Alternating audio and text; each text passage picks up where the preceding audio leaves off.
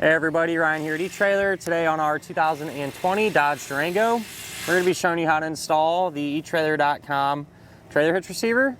Before we get into that though, why don't we just take a minute, check this out, and make sure it's going to work for you.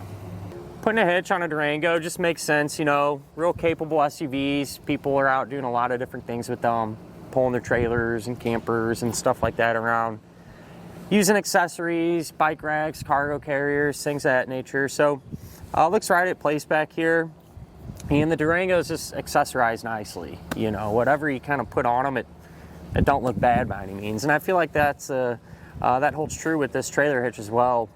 Even though it is visible, you know, it drops down below the bumper, don't look out of place.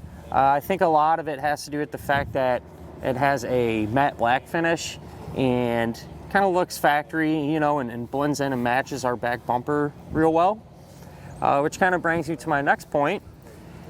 Before you even think about getting a hitch or picking one out, this panel here removes. You can unscrew it and pop it down, and there may be a factory hitch behind that. If you didn't know that, definitely check it, because I've seen it before where people just don't know, you know, and pick up a hitch and then realize I already have one back here. And if you don't like the visible look, let's say if you don't use a hitch all that often, or you just don't want to see it at all, there's actually several hitches available that do fit behind the fascia here and sit behind the panel. That way when you're ready to use it, you pop the panel down, you got access to it. When you're done, you can put it back up. With this being a class 3 hitch, it is going to have a 2" by 2" receiver tube opening, super common size. A lot of different things are going to work with it. It's going to use the standard 5/8 pin and clip. Pin and clip doesn't come included with the hitch. If you need one, not a big deal. You can grab it here at eTrailer, or a lot of times if you buy a new accessory, it'll come with one, so pay attention to that.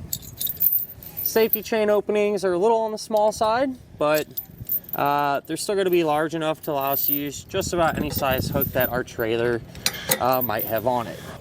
The hitch does have some really good weight capacities. Maximum gross tongue weight is going to be 600 pounds. That's the amount of weight pushing down on it. So that's more than enough for just about any size bike rack or cargo carrier. Just kind of give you an example.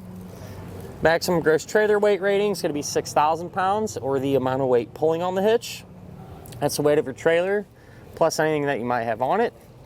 This setup can be used with a weight distribution system, which is a separate component. What happens whenever you use that, it's going to keep your Dodge and your trailer level whenever you're pulling it down the road. It's something pretty popular on bigger campers and things like that, so might want to check that out if that's what you plan on doing. But the capacities are going to increase if you use that. Tongue weight will go up to 750, and trailer weight will go up to 7,500. With all that in mind though, I do always like to suggest, never a bad idea just to grab your SUV's owner's manual. That way you can check in there and make sure that your Durango can handle that much weight safely. I can grab a couple of measurements. These are going to help you figure out what type of accessories will work best. So we'll go from the ground to the top inside edge of the receiver tube opening, and that's going to be about 14.5 inches.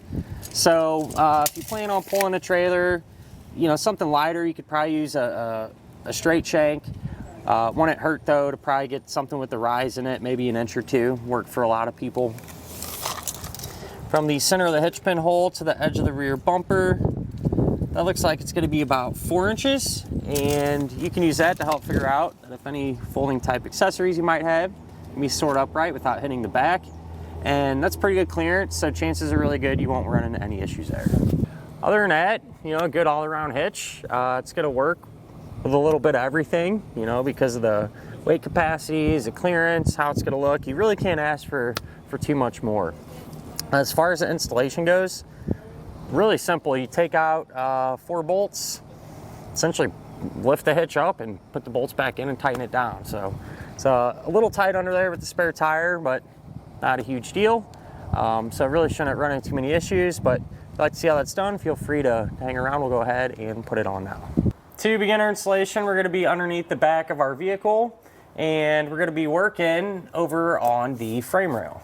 If you look at our frame rail, on the inside edge of it, we're going to have 2 bolts, and we need to remove these, and we're going to hold on to them as well, because these are going to actually secure our hitch up. And from this point on, anything we do to one side of our vehicle, we'll do to the other side as well, because it'll be set up the same way. But With these, it's a 21 millimeter, and they are pretty tight, so you might need a tool like this, or maybe even a breaker bar. I like to get both of them broke loose, and then we'll just get them completely removed.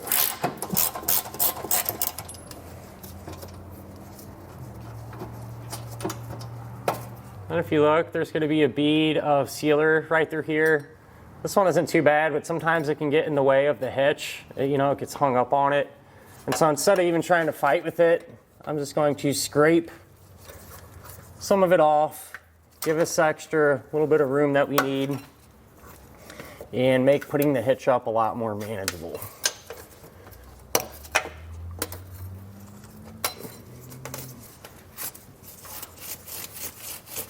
At this point, we can get an extra set of hands and raise our hitch up into position. We're going to line up the holes in the hitch with the holes in the side of her frame. Take that factory bolt, and we want to get at least one started on each side, hand tight. That way the hitch will support itself while we work on the rest of them. Once all the hardware is in place and hand tight, we can come back, snug them down, and torque them. So I have a torque wrench here, and the amount that you torque them to is listed in the instructions. If you're having a hard time getting to this bolt back here, you could probably lower your spare tire down a few inches and just give you a little bit of extra working room to get back to that. When I was able to get back there, so I'm not going to worry about it. So chances are pretty good. This wrench is pretty big. A lot of you at home will be able to sneak it back there as well and get it torqued down. And that'll finish up our look at and our installation of the etrailer.com trailer hitch receiver on our 2020 Dodge Durango.